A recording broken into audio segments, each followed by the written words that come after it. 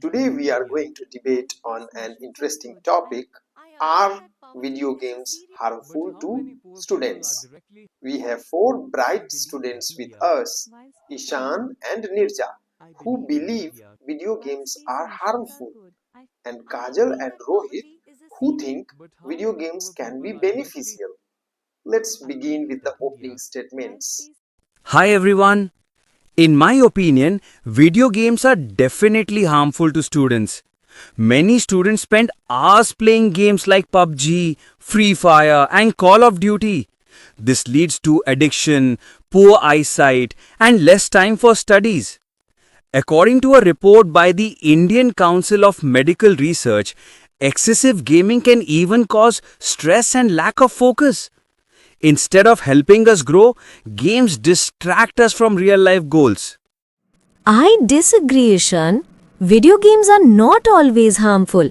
In fact, they can improve hand-eye coordination and problem-solving skills.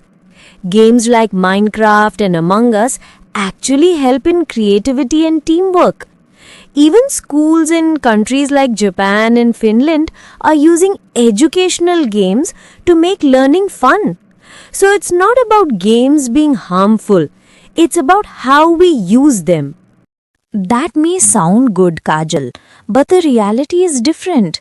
Many students in India spend too much time on mobile gaming instead of studying or going outside. The World Health Organization has even recognized gaming disorder as a mental health issue. When students play till late night, it affects their sleep, grades, and relationships. So clearly the harm outweighs the benefits.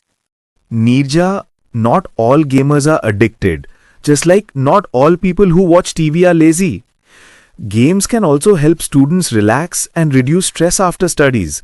For example, FIFA or cricket games can refresh our minds. Some Indian gamers like Mortal and Scout have made successful careers in esports. So, video games can also create opportunities if used wisely. Rohit, those are rare success stories. For every gamer who becomes successful, there are thousands who waste their precious time and lose focus on studies. I've seen many of my classmates get angry or irritated when asked to stop playing. Isn't that a sign of addiction? Games affect our behavior too. Students become more aggressive after playing violent games.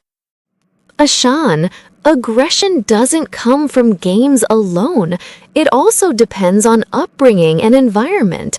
In fact, researchers from Oxford University found no clear link between violent games and violent behavior. Also, some games teach discipline, like strategy games, where you plan and think before acting. So instead of banning games, we should learn to balance.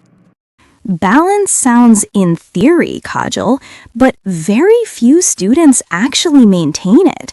In India, after the pandemic, screen time among teenagers has doubled. Many are glued to mobile screens all day. This causes obesity, weak eyesight, and poor concentration. Parents are worried because their children hardly go out or interact socially. Games are creating isolation. But Nirja, video games can also build social connections. Many students play with friends online. They communicate, plan, and play as a team. Games like Valorant or BGMI need coordination and communication. It's like a virtual playground. During COVID lockdowns, games helped students stay connected with friends when they couldn't meet in person. Rohit, virtual friends are not the same as real friends. Students are losing interest in outdoor activities. Earlier, we used to play cricket or badminton in the evening. Now, everyone just sits in front of a screen. This sedentary lifestyle is causing health issues like obesity and posture problems among young people. That's a valid point, Ishan. But again, the problem is not the game itself, it's overuse. We don't blame books if someone reads all night and doesn't sleep, right? Similarly, video games are just tools. Parents and students must set time limits. With moderation, games can improve quick thinking, decision making, and even leadership. Kajal, I still feel moderation rarely works with children. These games are designed to keep players hooked with rewards, levels, and virtual coins. It's like a trap. Students may start with just 30 minutes but end up playing for hours. This addiction is silently damaging their academic performance and health. Nirja, I agree some games are addictive, but we can't ignore the educational side. There are games that teach coding, mathematics, and science, like Prodigy or Lightbot. Even NASA has developed games to teach space science. So, if schools guide students properly, gaming can become a part of learning rather than a distraction. To conclude, I strongly believe video games are harmful to students when played without limits. They reduce physical activity, damage health, and harm academic focus. Our energy should go into learning real-life skills, not just virtual battles. In conclusion, I believe video games themselves are not the enemy. The key lies in self-control and guidance. With proper balance, games can help students develop creativity, coordination, and teamwork. Yes, discipline is important, but most students are not mature enough to control their screen time. That's why I say, for students, video games do more harm than good.